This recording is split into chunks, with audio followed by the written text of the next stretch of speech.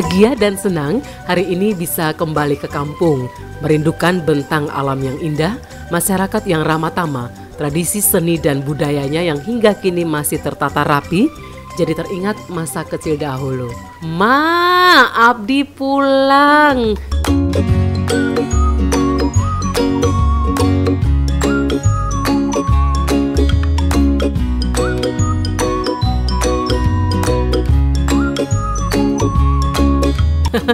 Ya, Cinangneng Ciampea Kabupaten Bogor masih seperti dulu. Walaupun memang harus kuakui sudah banyak sekali perubahan di berbagai pembangunan desanya. Tapi hawa dan nuansanya tetaplah kampung yang selalu asri dan kurindukan. Hari ini aku ingin mengulangi masa kecil di kampung. Setelah dari rumah emak, aku luangkan banyak waktu ke wisata kampung Cinangneng. Tepatnya di Jalan Babakan Kemang, Cihideng Udik, Kecamatan Ciampea, Bogor, Jawa Barat. Nah, di tempat ini kita dapat melakukan aktivitas khas masyarakat pedesaan.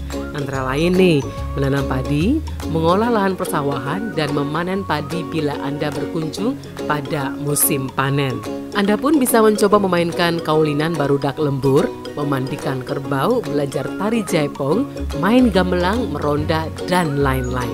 Wisata alam ini berbeda dengan wisata alam yang lain ya, seperti Taman Safari atau mungkin juga Mekarsari. Kami lebih kepada wisata yang bersifat edukasi. Ya, dalam hal ini memperkenalkan seni budaya Sunda. Ya, seperti kami dalam paket tersebut kami mengajarkan belajar bermain angklung, menari tarian Sunda, jaipongan, ada belajar gamelan Sunda dan sebagainya. Untuk antusias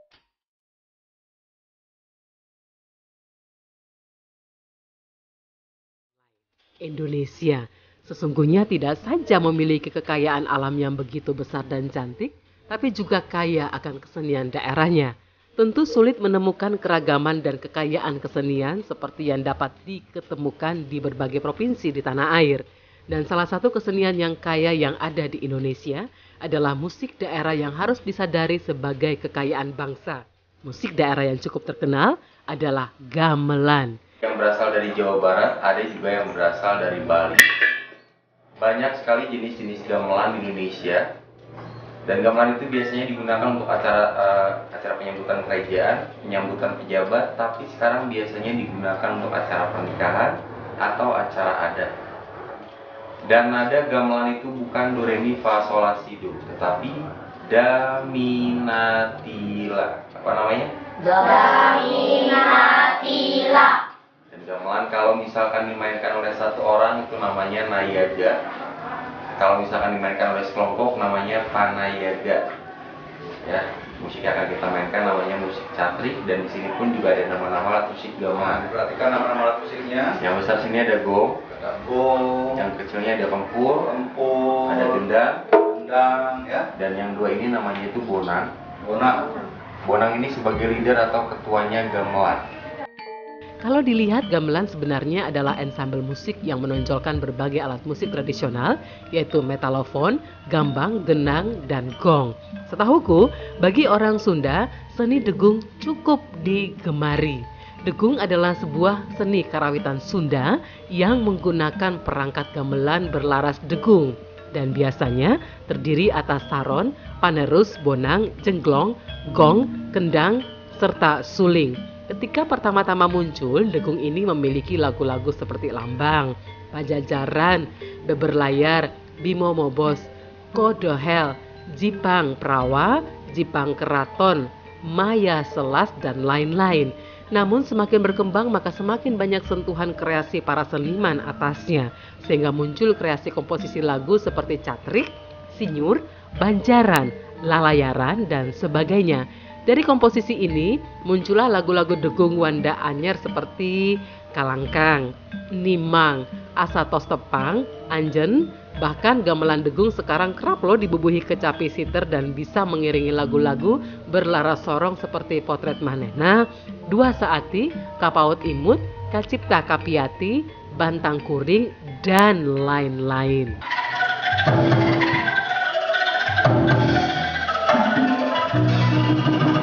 Wah, semakin seru berada di Kampung Cinangneng ini.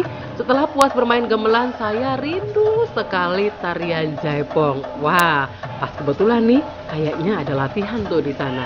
Kalau dilihat-lihat sebenarnya belajar menari khususnya tarian Sunda itu tidaklah susah seperti yang dibayangkan loh. Memang awalnya susah, tapi lama-kelamaan akan terbiasa dan bisa menikmati tarian Sunda ini. Bahkan selain melestarikan kebudayaan Sunda khususnya seni tari Sunda, kita juga bisa mendapatkan sebuah prestasi jika memang benar-benar belajar secara tekun dan tentunya tidak perlu malu juga khususnya bagi pelajar untuk belajar seni tari Sunda. Tadi gamelan sudah, tarian Sunda sudah. Wah, itu ada caping. Yuk kita lihat.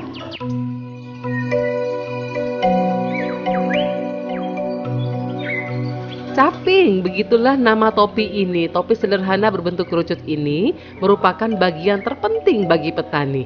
Bagaimana tidak? Caping inilah yang selalu setia menemani mereka ke sawah untuk melindungi dari terik matahari dan hujan. Nah, caping ini biasanya terbuat dari bambu sehingga akan dapat menahan panas terik matahari saat cuaca panas dan dapat menghalau air hujan pada cuaca hujan. Jadi ingat ayah kala itu.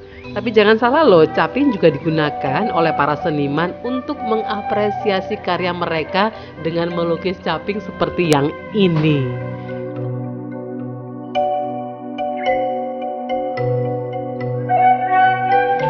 Nah, di sini mereka diperkenalkan dengan topi caping ini. Ya, terutama bukan hanya untuk menggambar di kertas saja ya. Terutama di bagian yang tersulit, salah satunya di topi caping ini. Ya. Nah, topi caping ini juga kan sama mereka biasa digunakan untuk sama petani, biasa digunakan untuk ke sawah ya, untuk ladang kebun, untuk biasanya digunakan untuk mengolah pala dan tunas ataupun hujan. Dan di sini mereka juga menulisnya mempunyai tema, salah satunya Cinangneng Bogor 2016. Selain caping, ada lagi yang masih aku rindukan, yaitu kue bugis buatan Uwa. Udah pasti lezat dan enak. Kue ini terbuat dari ketan, kenyal, dan sedikit lengket.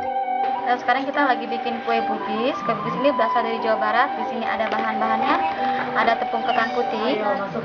Dan ini pewarnanya kita ngambil alami seperti ini, dari daun suji sama daun pandan. Seperti ini daunnya, yang di blender, disayur mau diambil seperti ini. Di sini ada santan, terbuat dari kelapa yang diparut, disayur diambil seperti ini. Ada minyak goreng. Minyak goreng ini polisi cetakan daun pisangnya supaya tidak lengket. Ada garam. Kue bugis ini mempunyai isi namanya unti. Unti ini terbuat dari kelapa dan gula merah yang dimasak menjadi seperti ini. Di sini kita adonannya, tepung ketan putihnya dimasukkan, dikasih garam, dikasih pewarnanya, dikasih santan, kita aduk sampai kali seperti ini. Udah kali seperti ini kita masukkan ke cetakan. Seperti ke cetakan, adonannya kita kasih seperti ini. Lalu kita kasih isinya unti. Unti ini kita tutup dengan adonan yang di pinggirnya sampai untinya kelihatan seperti ini. Jadi semuanya akan seperti ini. Dan seperti ini kita kukus kurang lebih 5 menit atau 10 menit. Sudah dikukus didinginkan. Sudah dingin kita bungkus dengan daun pisang. Jangan lupa daun pisangnya dikasih minyak goreng supaya tidak lengket. Ya. Untuk proses pembuatannya sendiri memakan waktu berapa lama? Cuma 5 menit atau 10 menit. 5 menit.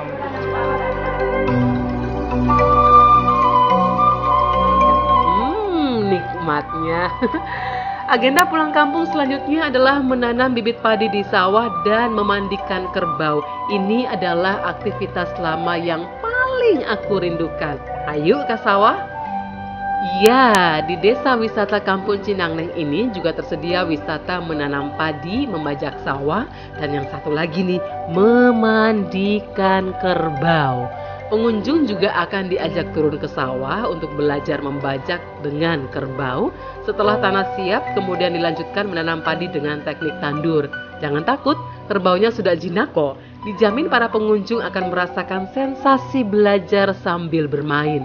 Dengan mengetahui cara bertanam padi, maka anak-anak akan mengetahui bahwa nasi yang setiap hari dimakan membutuhkan proses yang sangat panjang, dari menanam sampai panen dan diolah menjadi beras. Senangnya pulang kampung, jadi traveling yang paling indah dan menyenangkan itu ya ini nih, pulang kampung.